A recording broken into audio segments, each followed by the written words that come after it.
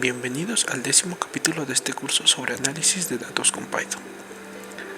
En los capítulos anteriores aprendimos los fundamentos de Python, cómo manipular datos con pandas, visualizar datos con Matplotlib y Seaborn, realizar un análisis exploratorio de datos o EDA, construir modelos de regresión lineal múltiple, regresión polinómica, árboles de decisión, bosques aleatorios y máquinas de soporte virtual. Hoy nos enfocaremos en una técnica avanzada y fascinante llamada redes neuronales. Las redes neuronales son modelos inspirados en el cerebro humano que se utilizan para resolver problemas complejos de clasificación y regresión. Son especialmente útiles cuando trabajamos con grandes volúmenes de datos o cuando los patrones en los datos no son lineales. Por ejemplo, imagina que quieres predecir si una imagen es de un gato o un perro. Una red neuronal puede aprender automáticamente las características claves de cada clase, como la forma de las orejas o el color del pelaje, y hacer predicciones precisas.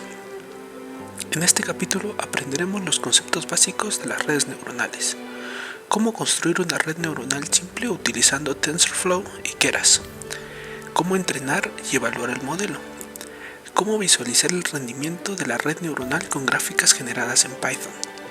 Al finalizar de este capítulo tendrás una comprensión sólida de cómo funcionan las redes neuronales y cómo aplicarlas en tus propios proyectos.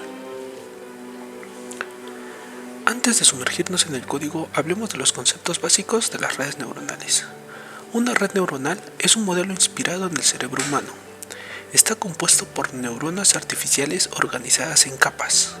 La capa de entrada recibe los datos iniciales, por ejemplo, píxeles de una imagen.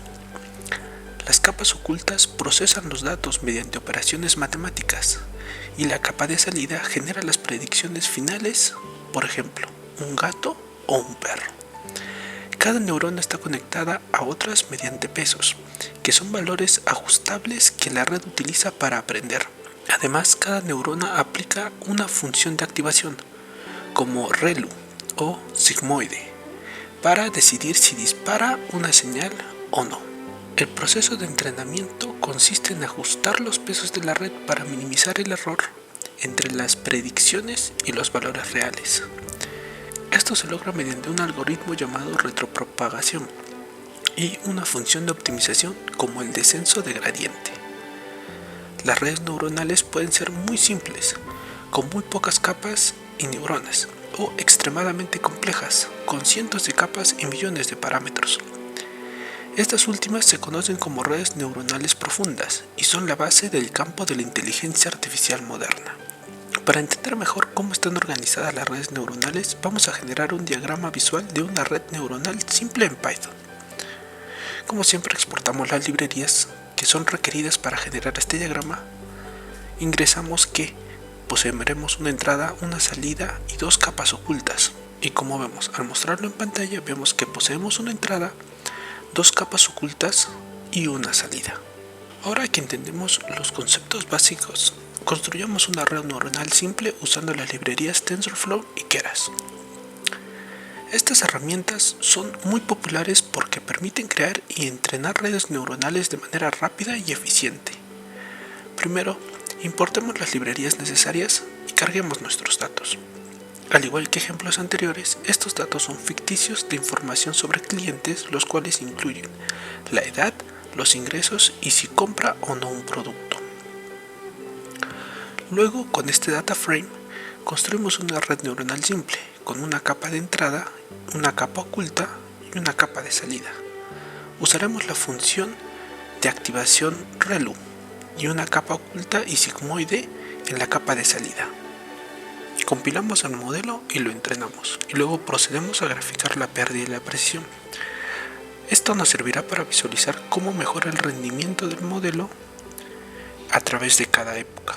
Como podemos observar, cada época que empieza a pasar el modelo por entrenamiento, la pérdida de información se reduce y después de cierta época la precisión que posee el modelo pasa de 75% a un 100%, estando 100% entrenado.